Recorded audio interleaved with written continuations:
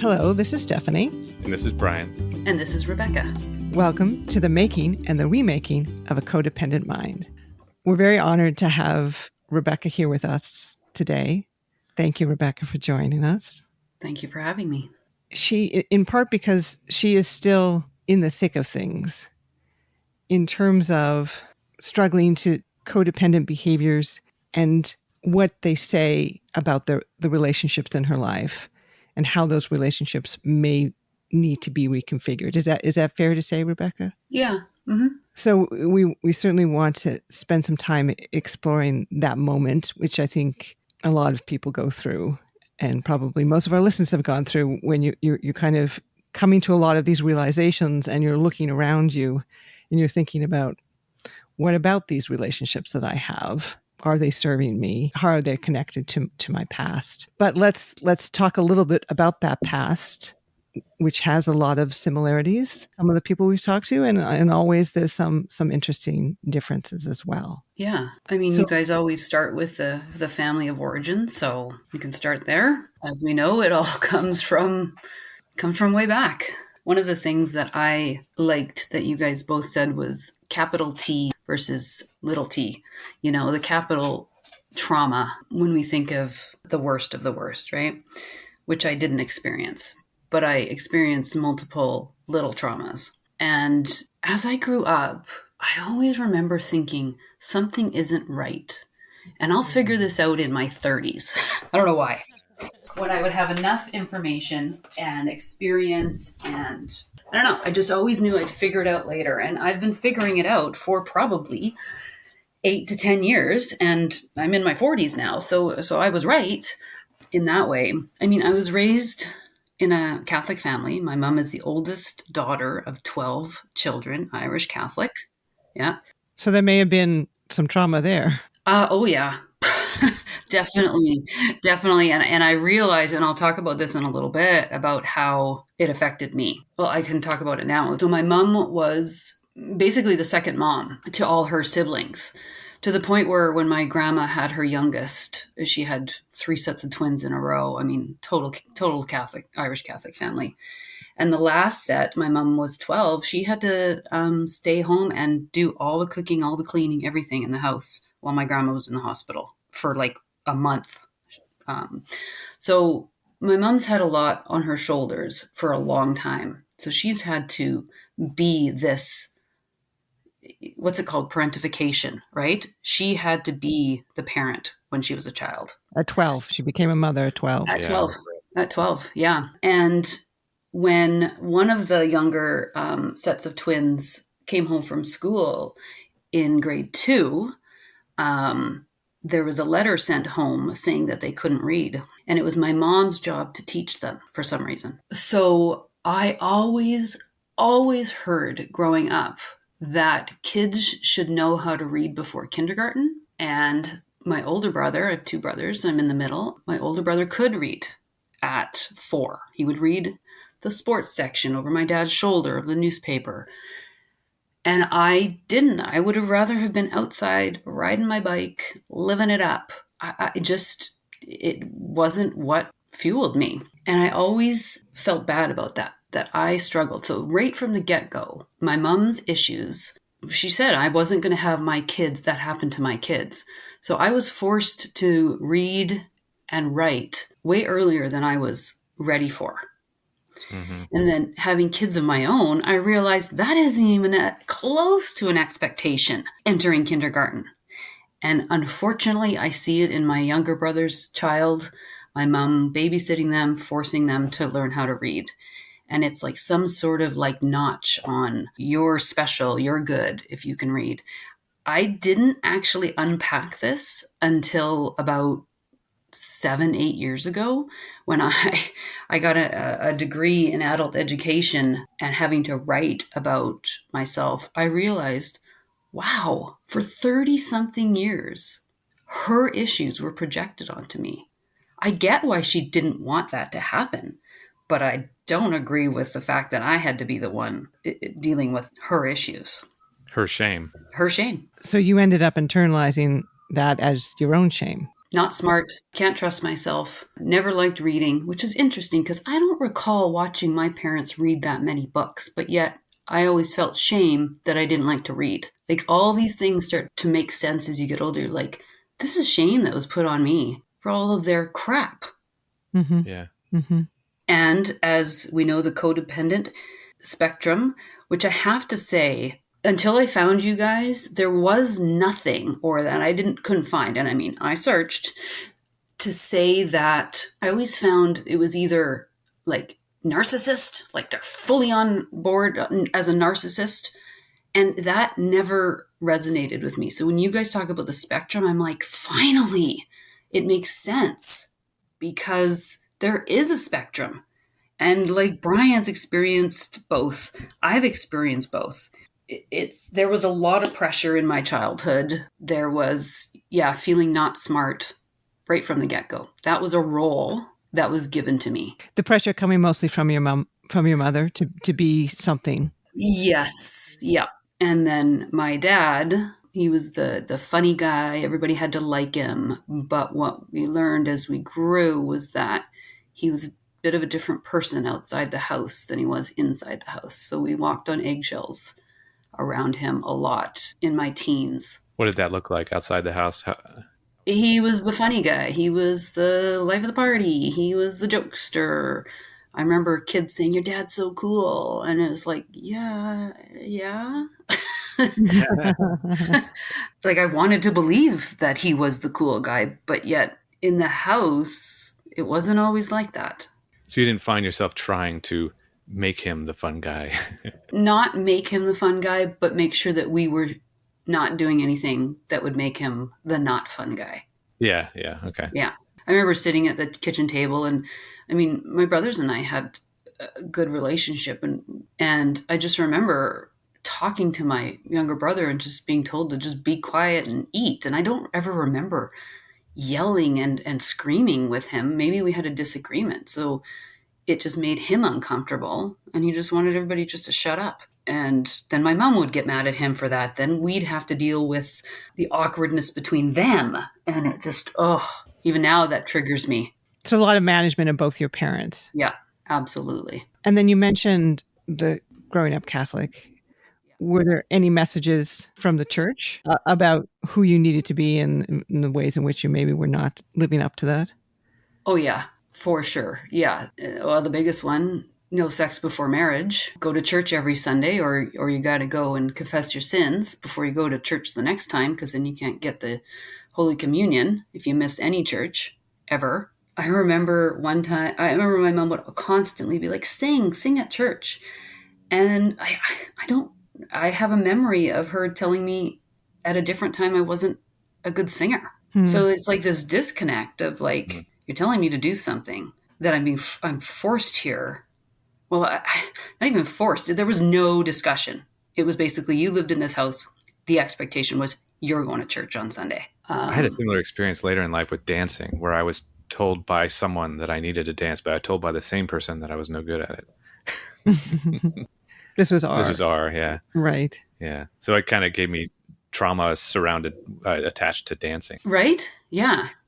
I remember when we got married being told, like, sing in the car, go ahead and sing. And then I did. And then there was shame around it. And it's like, what is happening here? Nothing feels safe. So I guess that's that. I mean, that, we were talking about the codependency spectrum and small t and big T trauma. The kind of chronic lack of safety, I think, is one way to understand small t trauma. Yeah. Being dismissed or overruled. Mm-hmm. Which makes you feel unsafe. Like if the sense of you never really know if you're safe and secure in the relationship, whether it's a relationship with your parent or then as you move forward in any relationship. And so in order to manage that, you follow suit. You make yourself small. You don't pay attention to your emotions. If you're able to recognize your emotions, you deny it.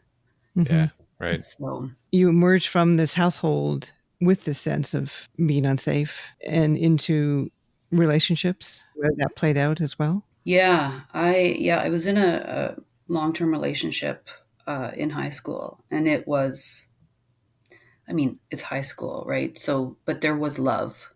And there was a point at which we were going in separate directions. Again, the codependent in me wasn't able to, make those decisions until my current partner showed up, and I still have shame and guilt around giving up on the previous relationship to marry this person. My husband, I've realized, is very similar in ways to my parents. There's been both times where I thought I married my mother, and then there's other times I thought I married my father. Yeah, it's so confusing. But I think back to, had the ex-boyfriend been meaner during that breakup, what would my path have looked like? Because with my husband, I was friends with his sister, and both of them would drop things on me like, well, you're not going to hurt him, are you? I'm not going to wait around forever for you. Him being the husband. Between the two of them, they're doing this kind of sense of urgency. So you had the ex-boyfriend essentially making it easy for you in terms of not guilting you or shaming you, behaving like a decent person. Right. He was just expressing his love and not wanting me to leave. Had he been mean and called me things and said, I would have been torn between more torn. And like you, Brian, you've said that before, like if there's two people, one's a narcissist and one isn't, there's a tendency to want to please that person. Mm-hmm. The one that's demanding it. The one that's demanding it. Yeah, it's like throwing yourself on a bomb, right? Like you want to. Yeah. That's the threat that you need to address. Yeah. Yeah, actually, yeah, that's what it is. Yeah. And then cue the guilt and shame. Like I would hear things like, I hope you don't hurt my brother. This was when I was friends with his sister, and you're so good for each other. And, and from him, I heard all the same things. He wants to get married. He wants to have kids. He wants to do all these things, right? So cue the Catholic guilt. What are you supposed to do after you grow up? You're supposed to get married and have children. There was no other way to go. So you had the social script that was already telling you what you should be and how you should be. And then you had these people come in and say like, okay, well, we're going to help you fulfill this script. Mm-hmm. You found it. This is the guy. Yeah. And then the love bombing. Like I re-listened to your guys' season 5, the one where you didn't have the guest on narcissism last night. And I was like, holy man, can I see every single thing you say? I have a memory that's associated with it. So yeah, even, when we were dating and, I threw out there like, let's get married. But I wanted to wait until I finished school, and I was away for school. So it was long distance. So we really didn't spend a lot of time together. What I would hear from his sister is that he's super sad and lonely when you're not around. So, that makes me feel good as the codependent. I can save him. So that's where it all began. And yeah, I remember saying, I don't want to be engaged during school. Well, I graduated on a Friday. 4 days later was our second anniversary, and we got engaged. And I remember wanting to say no. Oh, you do? Yeah. Oh, yeah. Clear as day. And I couldn't because the pressure. I had said this is what I was told that I should want. He loves me. Anybody ask if I love him? Nope. Right. Doesn't matter. Or what does that even mean? I think that's an excellent point, right? Right. Like if you're not used to asking that of yourself, then you're just going to assume that that's the case. Yes. Yeah, right. And actually, Stephanie, that's something that you have really taught me in this, is that the wants and the needs, nobody's ever spoken about it the way you do. And it's like when you were dealing with codependent Brian earlier on and you guys had issues, see, I was raised to just push through those issues if there were them. Whereas you stop and say, this might not work. And it's like, oh, hello? Yeah, exactly. Why wasn't that ever mentioned to me? In fact, I can think of when I was dating the ex in high school, my mom, I'd be upset about whatever, or I'd be in a rut, and she'd kind of push me to get out of this relationship. He probably wouldn't be ready for marriage till 30. He wouldn't want kids until then. I'd have to wait so long. Like 30 is really that late in life. Give me a break. And then when I was complaining about my husband, but when we were dating, I remember my mom, she knew that he wanted marriage and kids. And so she downplayed my issue. And I didn't really realize that until a few months back. I thought she wanted me to end that relationship in high school, so she pushed me towards it. I was unsure about my boyfriend that I married, but she knew he would give me the things that she wanted. So she didn't talk me out of it. She dismissed my concerns. Yeah, you had a lot of people directing you and what you were supposed to be doing. Yeah. That relationship. Yeah, it was so confusing. And it felt like, okay, well, this is the script, the social script. This is what I've been told. He loves me.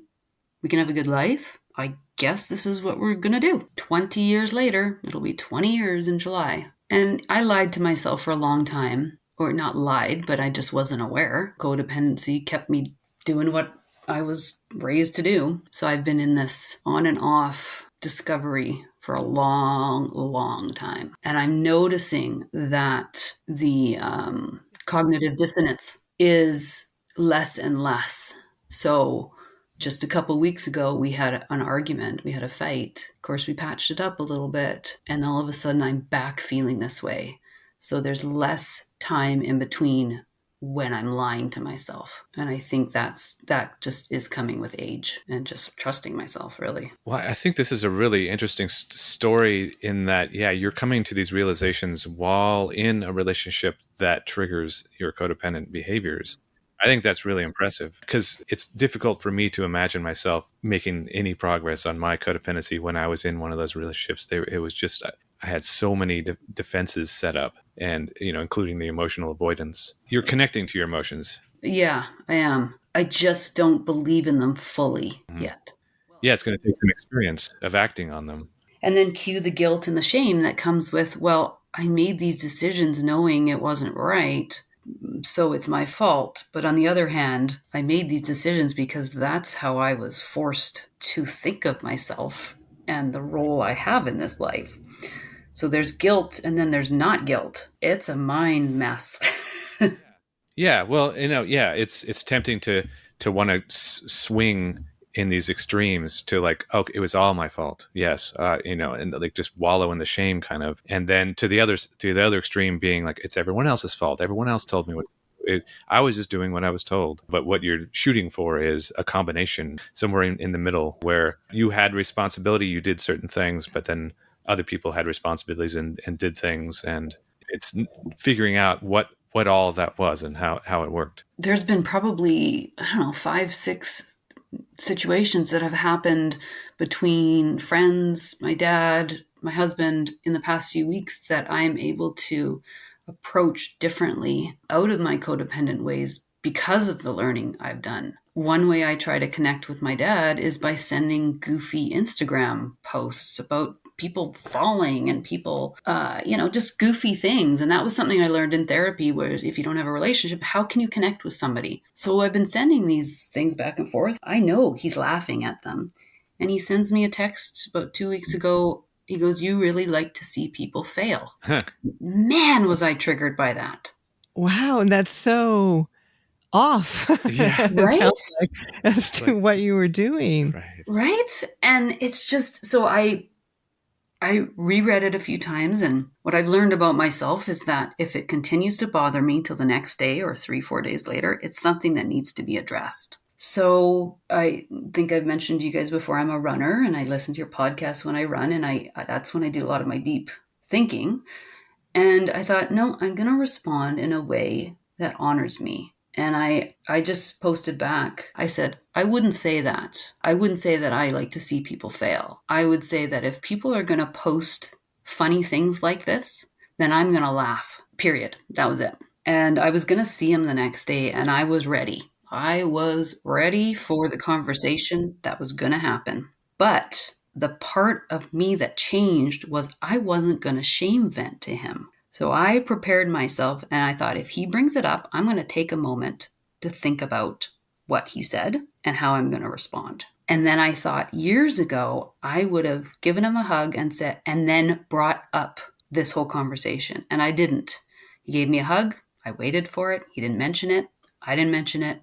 Moved on. So it was like I finally wasn't trying to get somebody to understand me. I understood myself and I stood in what I knew. As simple as that conversation was, it was so difficult too. So that shame venting that you guys talk about so often is, oh, I have so many experiences and memories where I did that and then had guilt about it after. Gosh, right? So like that other, that Chris that you had on too, he said he has relationships, relationship A, relationship B, or something like that, where he lets certain people in and he keeps some people at a distance. And I'm starting to put people in those categories as I get older. And there's less and less people in the category of me being fully myself. And it's both, I'm happy about it, but it's also sad. In that you're realizing how many people aren't in plan A. Do you think that you do have some of those relationships so that you can be your authentic self with? Yeah, I do.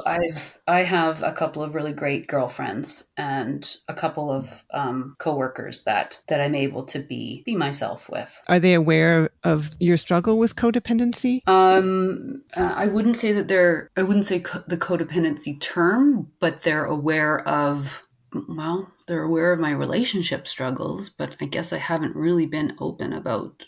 The only person that's really been aware of it is I've had a therapist who didn't dismiss the labeling of myself as codependent.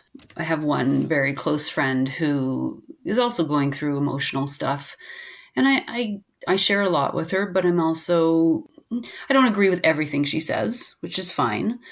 She's also in the circle of our friendship, in our friend group, right? So she's trying to give advice probably from my husband's perspective too. Not 100%. There's nobody that truly knows what I think and feel every day, except for me. It must be a little lonely. Yeah. Mm-hmm. It is, but there's safety in that. Yeah, right. Exactly. Yeah. I mean, are you thinking about any of these relationships that you would like to try to move to that next level intimacy with? Because it's a really valuable thing to be able to share these things and have a back and forth dialogue. Probably my closest friend, I would and could, but then part of me is like, but what am I trying to gain from that? If I know this, see, I can't decide, am I not wanting to be vulnerable to her, or is it not worth sharing with her because I know these things to be true already? That's the struggle. Well, from my experience, how much can you really know all on your own? Just from my own experience, being that codependency is an interpersonal issue, right? So to think about it on your own, you can figure out a lot of things by looking at your past and looking at your current behaviors, but then without really getting feedback firsthand from other people, I think you can only go so far in knowing whether you really are being true to yourself. Are you really spotting the behaviors? Well, then I guess I don't. The only person would be that probably my most recent therapist. But again, she doesn't know me. She knows me in terms of our therapy. And what you bring her. Yeah. I'll speak from the friend point of view too, that, you were saying, is it worth it sharing with her? That's obviously a risk. You're being vulnerable. But when people have shared those things with me, even say Brian, it's a tremendous gift. I have felt it as a gift and an honor. It's transformed my relationship with that person. And also I learn a lot about myself when people come and share that kind of thing. I'm just thinking, for instance, it sounds like you listened to the Chris episode where he talks about kind of essentially coming out to his partner and then that really kind of transforming their relationship in a profound way. Okay. I'm noticing that I'm getting teary-eyed here because clearly this is a trigger or something is happening. See, when my husband and I are when things are not good, but we're able to talk about some things. So he's codependent, Brian, 70-80% of the time. That's how he is. He's inauthentic. There's a list of myriad of things. There's the reflexive dishonesty, the lack of vulnerability, the liar, the protector of self, all of that stuff. But when I am truly being open and really he's being forced to, that's what I wish he was like 95% of the time. And he's not capable because of his own issues. I wish that I could be fully open with him about my codependency so that I could explain to him why we're having issues, and how I want out. Mm-hmm. Are you paralyzing yourself with dialogue on that? I found myself did that all the time. Like if I have to have, I feel as though I need to have a conversation with someone, and then I have the conversation in my head for like a month or Oh, more. years. Yeah, right. Years. And then you finally have it, and it's just like, okay, nope, that went terribly. All right, I'm never going to do that again. Yeah. Yeah. Yeah, this belief if you can figure out exactly the right thing to say, Mm-hmm. then that's gonna convince the other person to be a different person, really, actually, essentially. Right. Literally, I have a notes of what I wanted to say to you guys today. My last sentence is, how do I put my thoughts and words down where I stand in what I know, what I need, what I want, without the guilt and shame, and feel like I have to caretake the other? That is, I know what I know.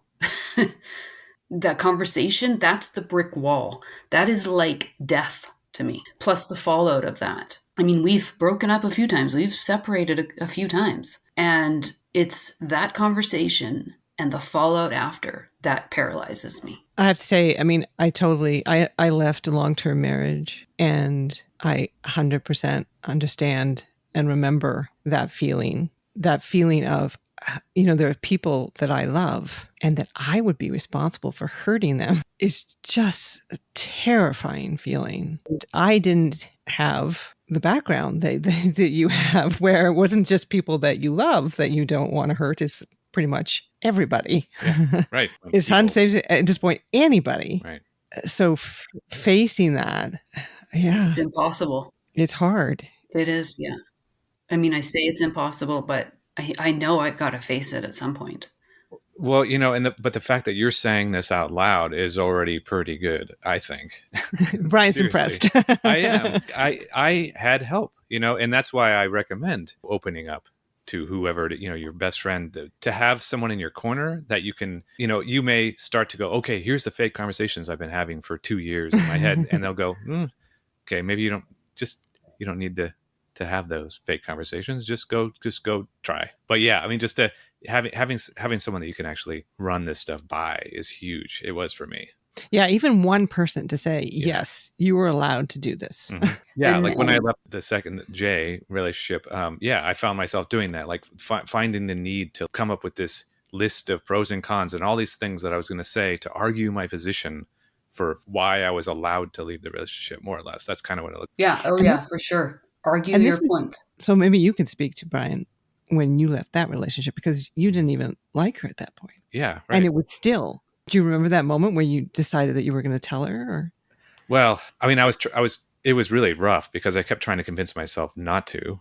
And then even when I did convince myself that I had to, because of this overwhelming shame, that relationship was finally kind of exposed to a point where I couldn't deny that it was bad anymore. And other people could see it. But I was still, it's just like, do I have a right? Like, am I allowed to do this? Well, that's what I've learned from Stephanie through this, is that I do have the right. Because that's important. I mean, that is super important. Yeah. But then even when you decided to do it. Yeah, right. I know. Still it took paralyzed. A while, right? When I actually did do it, I just kind of stumbled into it. So I was paralyzing myself with these conversations and everything. But how to present it to her. Yeah, how to present it. How am I going to have this argument? How am I going to bring it up? How's it going to look? When she says this, I will say this. When she says this, I will say this. But then when it finally came, none of that mattered, because the conversation came and it was just this awkward. And she forced the conversation. Yeah, she kind of forced the conversation. She could tell something was wrong. And I was like, you know what? I don't see a future for this relationship. That was it. Boom. That's all I said. How did you do that though? But there were eyes on the relationship, and you had said to a number of people that you were going to end it. Yeah. The whole kind of throw your hat over the wall. Right. Yeah. It was the shame of now these eyes on that relationship. And it was just undeniable that I was making a massive mistake being there and staying there, versus the fear of doing it, the fear of ending that relationship, which was, the fear was so bad that I avoided the fear. So I had a hard time just admitting to myself that I was afraid, but the shame just outweighed all that.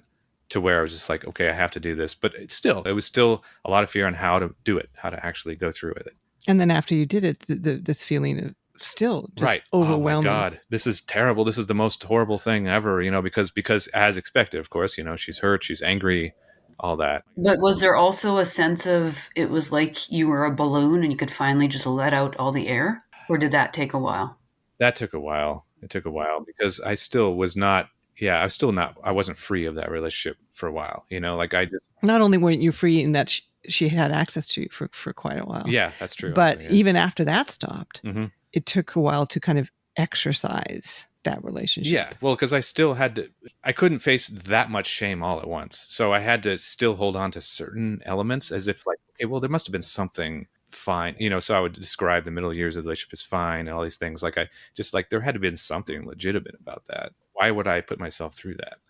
Oh yeah, for sure. I struggle with that all the time. We've got that, just like your family growing up, my family growing up. There are good things, but there's this overarching issue that just won't go away. Well, and it's okay if there aren't good things too. I mean, that's another thing that I had to, come to terms with is like, I can forgive myself for the fact that I was in a relationship that was irredeemable. That was just, it was not supposed to be there. Yeah. And sometimes I think, and actually I know that if we were to end, that we would probably actually be better friends and he would be more authentic. I think being married to me, before I started standing up for myself, his narcissism would come out a lot more. And it worked because it scared me. But as I've started to get stronger, I mean, I've been more educated. I make more money than him. I have a great job. I'm able to speak well when I've had some time to think about what I want to say.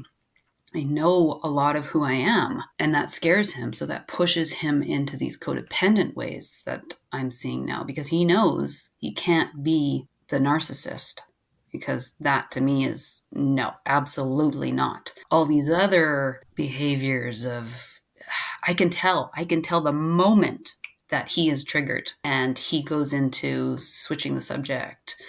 His face changes. I can tell, and I can appreciate that he's triggered. But I keep thinking that if we didn't have the pressure that both of our families put on us to be married, that those are the successful kind of milestones, right? Marriage, kids, I know he would probably be able to let his foot off the gas and be himself. He'll never ever be the one to pull the plug. It'll be me. He'll make you do it. Yeah, right.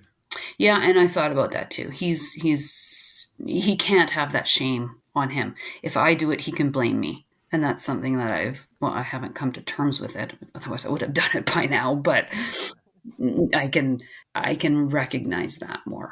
I've always been the one to blame. He'll turn it around on me in a second. Doesn't do it as much as he used to because I call him on it. I recognize it and call him on it. But that was his go-to for years, and it worked like a charm. Sounds like this is maybe the final battle that you have. It sounds like you've socially and professionally and intellectually made strides in terms of developing a sense of agency and power. But this is often the last battle for a lot of people, that interpersonal space, that space that takes you way back. Yeah, that actually gives me chills a little bit. It does. It feels like the last. It's this, I know that finish line, it's coming eventually. And like you said, Brian, it's like, it's either going to happen in two ways, where I write long letter and read it and end it, or I just lose my shit one day and say, this is it. Yeah. Well, and that's probably how it's going to go, the latter. I don't know, because I tried a letter thing with Jay in earlier in the relationship of just, I'm going to read all my grievances basically. And that did not go well. I've done that so many times, right? Yeah. Yeah. Again, like this whole idea, which, when you're trained as if I'm perfect, if I say things perfectly, if I present it perfectly, then this person is going to be different than they have been every other They're going to start treating me better magically. Right. Like which is, that's the codependent reflex, right? Like it's something about me that I can change. I can present it better. I can say it better. I can act differently, and they'll be different. Yep. Mm-hmm. Which isn't fair to them.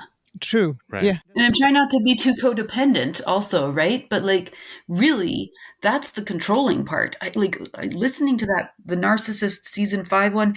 Oh, I just hate listening to the part where I'm controlling, because I have never been controlling, or at least I thought I never was controlling. And hearing that it's a trigger. It's like, that is what I'm doing. I've recently been doing a lot of dissecting of the word controlling, and figuring out the nuances of ways it looks. I won't get into that here, but it's been pretty satisfying and eye-opening to really, I've been able to kind of forgive myself a little more by the ways in which I was controlling, because of the motivations of those actions and what I knew was driving it. And it was the scared boy trying to keep himself safe, stuff like that. Yeah. And I've just been a scared little girl. Talking about the ways that we think this conversation is going to go, I do remember thinking back to when my parents were in an argument, which seemed to be a lot of the time. I remember, as much as my dad can be passive aggressive and my mom was louder, it always seemed like my mom was just kind of being the bitch and my dad was just laying down and taking it. I mean, as I've grown up, I've realized that he definitely was poking the bear. She just was more comfortable saying it out loud. I remember as a kid thinking, I just wish he would turn around and tell her to shut up. And I never saw him do that. Or, not shut up, but obviously to put his foot down, to demand some sort of respect, to speak up for himself. And I never saw that. And I'm wondering too, is that impacting my ability? I never saw that. I never saw that as an option. He just turtled and would find these other maladaptive ways to whatever, get his needs met or assert himself. Yeah. And it usually was in a passive aggressive way. Yeah. Or resentment in his head. Like, now he's going to spend the next 2 weeks just going like, this is what I should have said. Oh, 100%. Oh, yeah. And then shame venting on top of that. Then we'd have to hear about it. And then it's like they're pinning their child against each other. Like, I still go, if I go to their house and I know that my dad comes into the room, I'm waiting for it. I'm waiting for the day where I have to say, if you guys continue to argue, I will leave. And I'm prepared to say that. It's going to be hard, but, and I'm ready for them to say, we're not fighting. Right? This is how we talk to each other all the time. And then cue the confusion in me. Right. But I think they're fighting. I'm feeling incredibly uncomfortable in the moment, but yet they're telling me they're not. I don't know what's, happening here. Oh, therefore, I'm not going to trust myself. I'm just going to sit here in this awkwardness. Right. My feelings are I can't trust my feelings. No. They're telling me something different. And if I leave, how is my leaving going to affect them? So I'm taking on way too much responsibility in stuff that is not even close to being any of mine. My responsibility is the boundary that I don't want to hear it and I'll leave. So why isn't that enough? Well, it sounds like you have already been setting some boundaries and exercising. I mean, the one you told about the dad's comment about sending the videos and stuff like that. Yeah, you're starting to change your behaviors, and that's all you can do. Yeah. Slowly but surely. I know you probably don't feel this right now, but this seems like a very hopeful story to me, Rebecca. I mean, really, just as Brian was saying earlier, the amount of work that you've done while still in the middle of all of this, like juggling all of these balls, it's really impressive. I agree. Thank you. It's hard. It sounds hard. Yeah. Mm-hmm. And we just want to thank you again for sharing this with us and honoring us with this conversation that you've been having in your head for years to bring it to us and to allow other people who are probably in very similar situation to hear what you're thinking about and how you're feeling. I think it's going to be helpful for a lot of people who are probably in very similar situations. Yes, I think it's going to give a lot of people strength and just some motivation to do these kind of listen to themselves. Yeah, I hope that for people.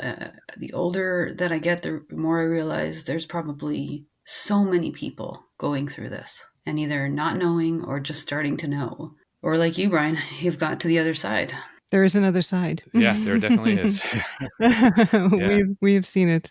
Yeah. And we hope that you find your way there, Rebecca, and we hope that for all the listeners. And we hope the listeners will join us in a couple of weeks for another episode.